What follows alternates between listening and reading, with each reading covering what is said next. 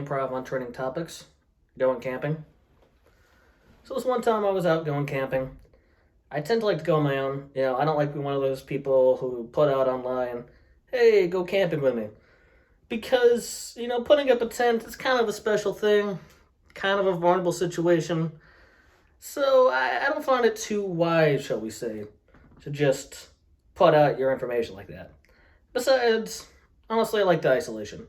It's kind of cool to be like out in nature, self-reliance, all that stuff. So I just pack up my backpack, put everything up in there. And I'm not one of those guys who plans too much in terms of where I'm going. I like improv. I like to just kind of see where the world takes me. But this one time I was wandering around on what I thought was a normal trail. And then I saw this little offshoot come off. And I was like, that's probably not made by like a park ranger or someone official. It looked like people were just kind of stomping through it. I'm a curious sort of fellow. So I decided, let's see where this trail takes me. I'm stomping on through it, wandering on through it. It's pretty normal, Oregon forest. It's pretty dense, but you don't get a lot of wildlife or anything going on, so it's not too spooky or anything. You get some undergrowth, but you can kind of kick through it. Not too bad. But eventually, I get to this tree, and in Oregon, we tend to have, evergreen sort of trees. But this tree had orange leaves on it, and broad leaves that were kind of pokey looking. And this was even weirder because it was summer. And I was like, even in like the East Coast or places like that, you get that in the fall, not so much in the summer. So I've been a curious sort of fellow. Decided to go up and see what's up with this tree. And there's all these like kind of scurried marks around it in a big old circle.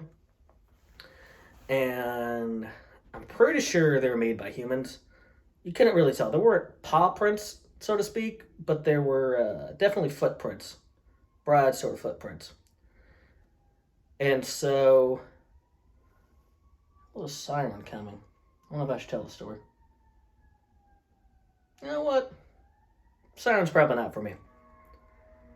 You hear the honking too. But here's where things get weird. So I was there, and I was like, I cannot figure out what kind of tree this is. So I get out my pocket knife and I open it on up. And these sirens really are coming after me. Well, I'm still going to tell the story. So I get the knife, I open it up, and I'm like, well, maybe it's a maple tree. So I stab into it.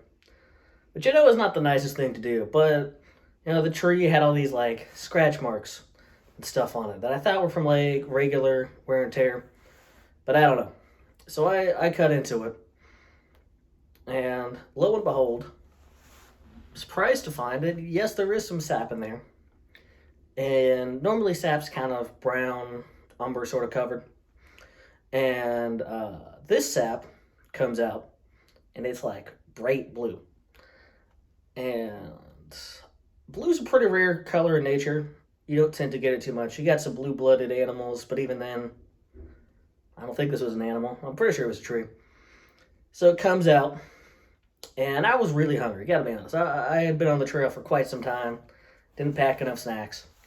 So I reach out, and I'm like, well, if it's syrup, it's probably pretty tasty. So I take some, try it, and it's got kind of that sweet and sour almost.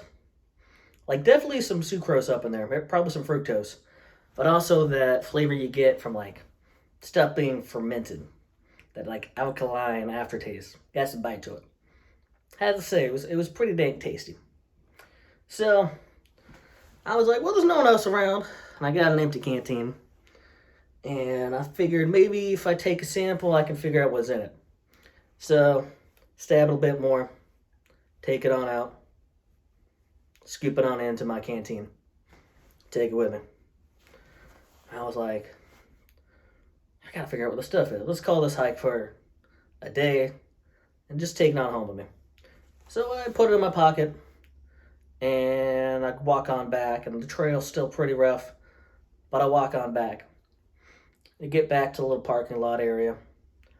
I see out in the distance there is these strangely tall, kind of lanky fellas wearing black suits, and that's not really hiking gear.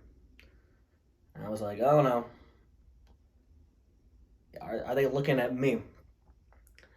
They just kind of made eye contact with me, and I made eye contact with them. I had my canteen with me. They just kept that eye contact with me. These like big, kind of clear eyes, no pigment in them.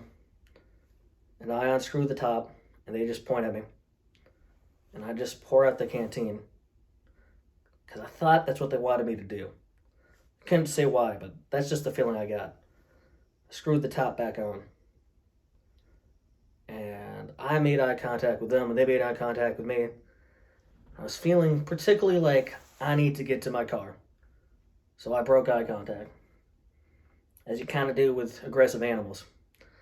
And I just walked to my car, as casual as I could. They just kept on looking at me. Got in my car, turned it on. They didn't block me. Drove on home.